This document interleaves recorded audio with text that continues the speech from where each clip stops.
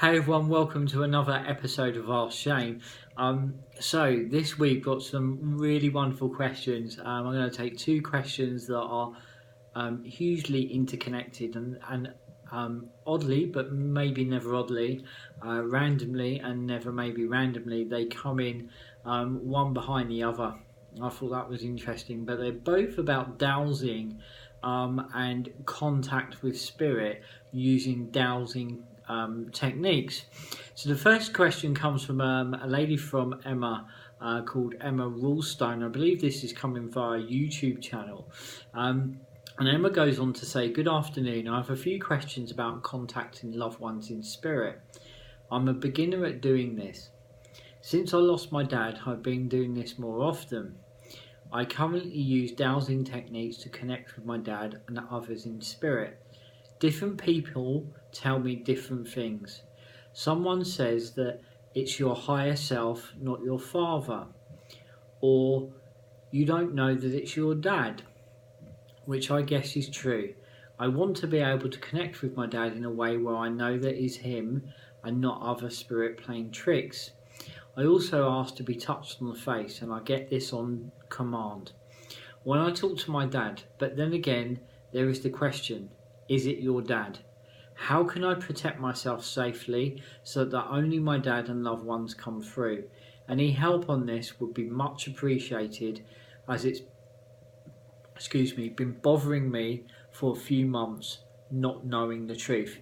I think this is a really important question, and it's one that I can kind of answer in many different ways, but I will give you my heartfelt thoughts, what I feel to be kind of really important regarding this. Now, there's a couple of resources, Emma, that I want to point you in, and for those that kind of this question kind of applies to, those of you that have kind of worked in a similar way. So one of the first things that I want to say to you is, when it comes to kind of the protection aspect that you've mentioned, I would really encourage you to go and watch my video, Attitude is the only psychic protection you'll ever need. Go and watch that video, kind of watch it maybe a couple of times and let that just kind of sink in, okay?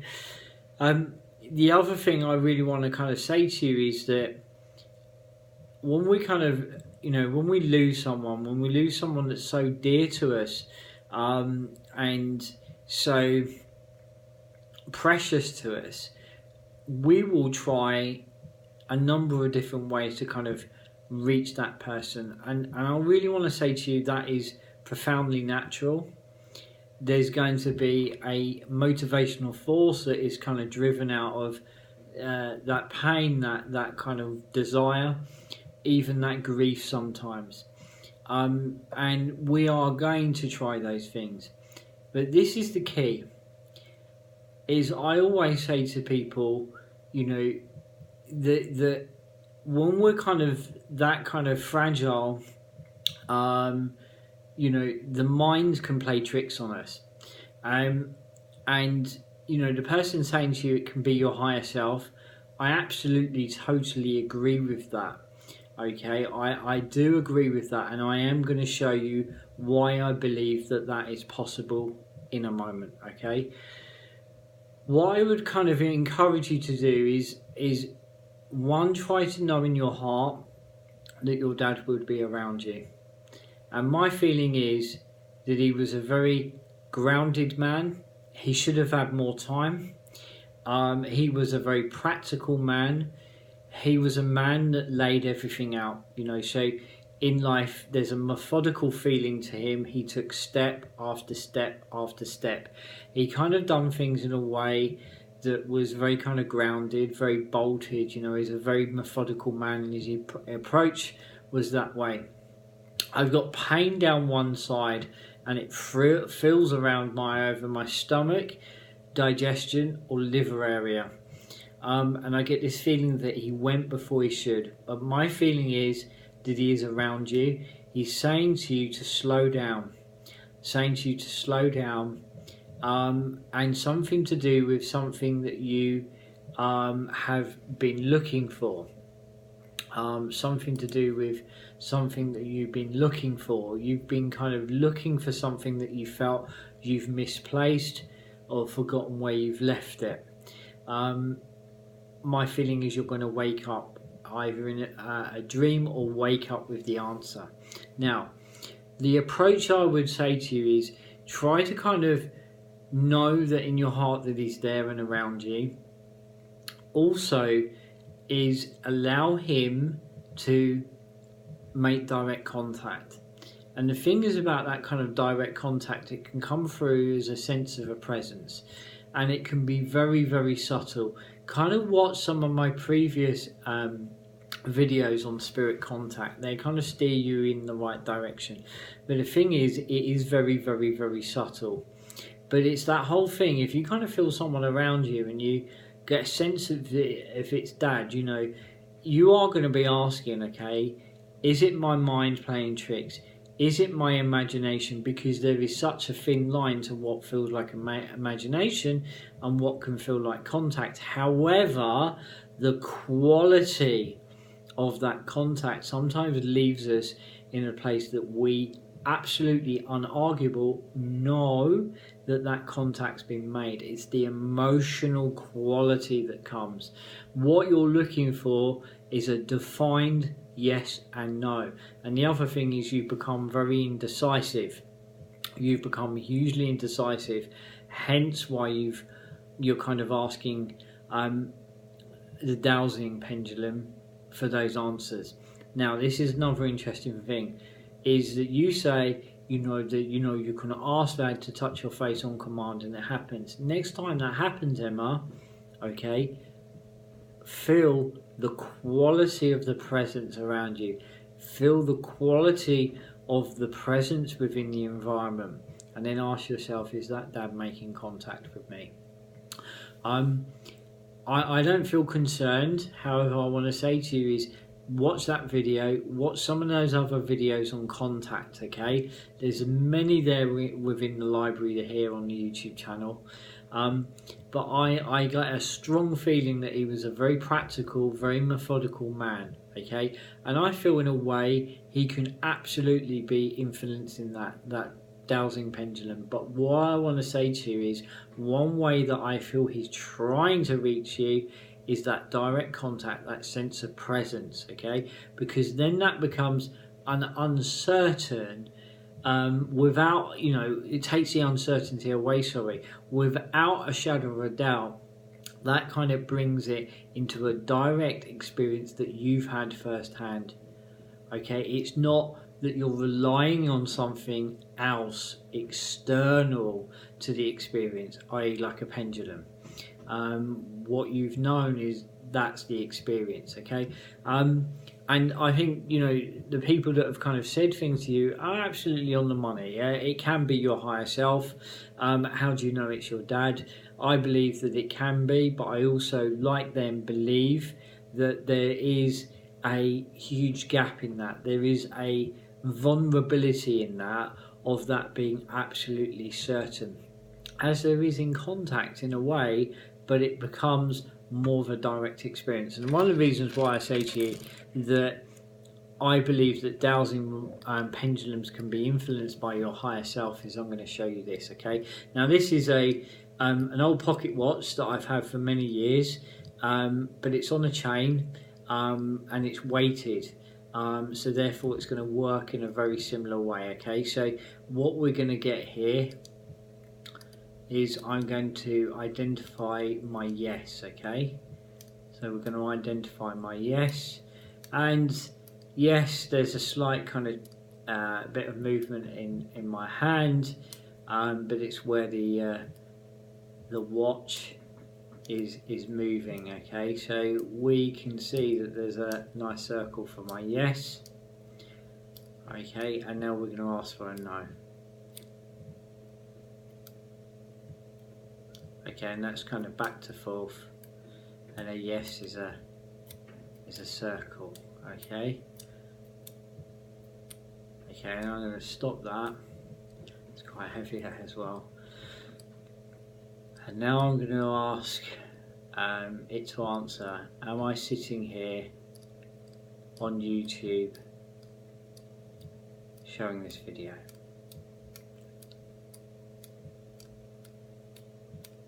No.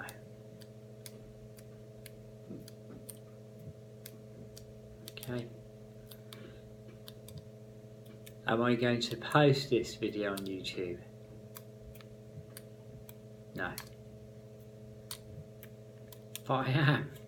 So what I'm saying to you is I believe that our higher self can influence this. Am I sitting in front of my phone doing a video? No. So I believe, the higher self can absolutely influence this, and you can kind of play with that. You can sit there and ask your pendulum, are you Emma? And I bet you can influence that without you realizing it, and you can get a no. Okay, so they can be influenced. Our higher self, our subconscious can influence them, which is why I would really encourage you to kind of, I understand your motivation, I understand your intention, but I really kind of encourage you to just kind of quietly, gently check into the environment around you the next time you feel that kind of movement on your face, that touch on your face, because I think you'll find that given some time, given some kind of space, given some awareness, that you will begin to identify, feel and sense that presence directly. And that's what I believe Dad's intention is. He's a strong man this side of life, and I believe he's a strong man that side of life, and he is wanting to teach you firsthand, and I do not say that lightly, Emma. Wonderful question. I hope that's kind of given you some further light on it, but as I say, it's my thoughts and some of what I feel, and it is hard trying to get to the bottom of these things when you first come into them. It's like it's a minefield. There's so much information, it can be overwhelming. My approach is always to keep it simple. Try to keep it authentic, and actually come at it from an uncomplicated approach. But Spirit's intention is always to kind of remove all the tools and connect with you directly. Okay, with that said, there can be some very, very powerful tools. A dear friend of mine recently has come into contact with a very powerful crystal ball. So I think that in the right way, these tools can be very powerful. However, they are a tool for spirit. As I say to you, some of them are less, I don't want to say reliable, but less kind of solid in a way. And as someone said to you, is your higher self can influence it. Go and check out the resources, Emma. Go and check out the video as well on the only psychic protection you need is attitude, and just kind of go and explore ways of feeling that contact firsthand. Then it becomes an experience that no one can take away from you, and it lives within inside you because it's touched you deeply. I'm going to leave that with you. So next one, okay, again on dowsing. Hello Shane, hope your day has treated you well. I've been enjoying your photos of outdoor camping. Your posts and YouTube posts have really intrigued. Some good thinking for me and memories I've long forgotten. That's all what it's all about. For me, for us, that's what it's all about. Now they are once again present in my mind, and I'll be able to gain energy from them. Thank you. You're so welcome. It's a heartfelt pleasure. I do have a question. It's on dowsing rods, used not to find water but in a way to connect spiritually with spirits. I've been using them now for a few months, while using them with questions answered about past are true. I do believe the present and future questions to be true in the moment, and a couple hours later my skepticism slips through. Is it just too good to be true way to communicate? I really feel that I'm being given my answers from spirit guides or parents. My parents' sense of humour even comes through. Have you any experience in using dowsing rods for spirit communication, or has anyone you know used them? I feel it strengthened my intuition and confidence. I also feel it's less likely as a negative entity would come through. I'd appreciate your thoughts on this subject when you can, or if you want. Have a good day, Shane. I enjoy your spirit very much and I'm inspired by your gift of teaching. Thank you. And that's Debbie Seawick. Debbie, I really thank you for a wonderful question. Dowsing rods. I think I can remember some stories that go back a little way with my dad and my grandfather that worked alongside gentlemen that would dig for wells, okay, and they would have used, and they did use, dowsing rods, and at the time they were hazel, okay, so hazel, and these guys were accurate time and time again. And Dad said these guys would pick up their dowsing rods and they would go and divine for water, dig wells, and every time, so these are ancient tools. They go back. I feel that they're tools that, again, with like the pendulum, they should be used with kind of a intention, an approach, and a respect, which absolutely clearly you do, Debbie. But I know that if you're kind of dowsing for water, there's a very, very clear intent there, and it's one that's kind of quite black and white. Okay, same with the kind of questions that you're asking, is in a way they can be black and white. However, it is really hard to kind of discern. I feel that you have to be, and we're at kind of different ends of the spectrum here. From Emma's question, I was going to say the name Paula there, I don't know if that means anything. Emma's question that's coming at it from very new on her journey, to your journey, Debbie, that's one over a long period of time, is we have to kind of have a grounding in what we're doing. Is would I trust the pendulum? I'll tell you what I absolutely do trust is the connection and the contact and the feeling. Okay, so think about your questions that you're asking. Is the answers there within inside of you? How does it feel? What you're doing with the dowsing rods, you're allowing that kind of subconscious information to show up. Okay, you're allowing it to show up. You're allowing it to kind of be shown. How about kind of just going back a step, and when you ask those questions, what do you feel the answer is? I think that spirits say to me that quite often when we use those tools is because we don't feel that we can trust the answers within inside of us. What we're using is that external kind of tool, that external force, to kind of tap into those answers. In a way, you could be saying the same when you make kind of contact with spirit. You're asking for a question, you're asking for an answer, because in a way you're not trusting in yourself. Okay, depending on the approach. I think it's about knowing that they can be very powerful, but also spirit's intention and often their motivation time and time again is to kind of teach us that those answers are inside of us, and also teach us that that direct contact comes with an ingredient, it comes with a feeling, it comes with a knowing, it comes with a sense of quality, that within that answer you absolutely know that you felt it one way or another. So it be black and white, you felt it one way or another, because the feeling that comes with it, does it lift you? Does that answer lift you, or does it leave you with a dropping feeling?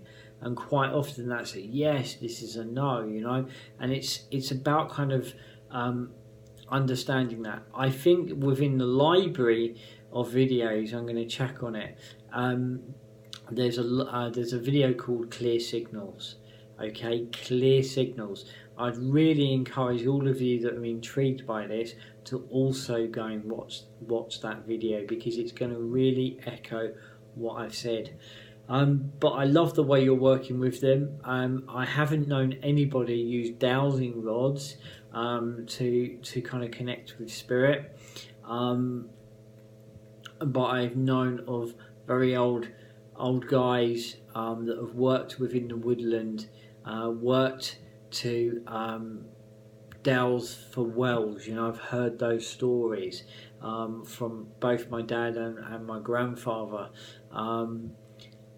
And they said time and time again they were always accurate. So I think they're a very, very powerful tool. It's such a pleasure to kind of answer these wonderful questions. They're very, very kind of different as well. And as I always say, if you have a question you'd like me to kind of feature it as we go forwards in our Shane episodes, then do please comment below. You can find a wealth of resources on our YouTube channel if you search Shane Gadd. If you want to kind of connect with my daily content, inspiration and kind of thoughts, you can find me over on Facebook, Spirit Meets Adventure. Also you can find me on Instagram for the adventuring side of what we do, Shane.Gadd. So yeah, wonderful. Debbie, I love the way you work with them. Just ask yourself, think about those clear signals. Ask yourself, how is this feeling? So as you get that answer about the future, is ask yourself, how is that feeling? How does that feel to me? Go and watch that video on clear signals. I hope that all helps, and I'll be seeing you all very, very soon. Thanks guys, bye bye.